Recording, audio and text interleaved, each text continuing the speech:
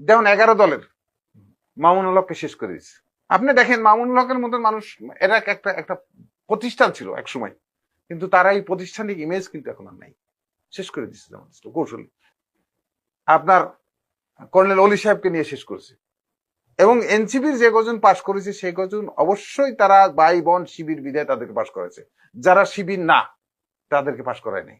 বিএনপিকে আজকে বিএনপির সাথে দীর্ঘদিন সম্পর্ক থাকার কারণে বিএনপিকে বিশ্বের সারা দেশে একটা ব্যাকেটবন্দি করে ফেলেছিল, যার কারণে বিএনপিকে জামাত ইসলামের সাথে থাকার কারণে কিন্তু আজকে ক্ষমতায় যেতে বিএনপিকে অনেক দিন সময় বেগ পাইতে হয়েছে। এবং বিএনপির সাংগঠনিক ভাবে এরা অনেক জায়গায় ক্ষতি করে ফেলছে, যে ক্ষতি রিকভারি করতে হলে বিএনপিকে সাংগঠনিক ভাবে মোকাবেলা করতে হবে। জামাত ইসলামকে সাংগঠনিক ভাবে মোকাবেলা না করলে বিএনপি অনেক ক্ষতি করবে। আজকে সংসদে মনে হয় কথাবার্তা দেখে মনে হয় যে এখন একটা অ্যারেঞ্জমেন্ট সিস্টেম, মানে দাদা আর মামার মতন একটা অবস্থার মতন সংসদ। তো এই সংসদে তো ওইভাবে তো আপনাকে মানুষ আপনার কাছে গ্রহণযোগ্যতা থাকবে না।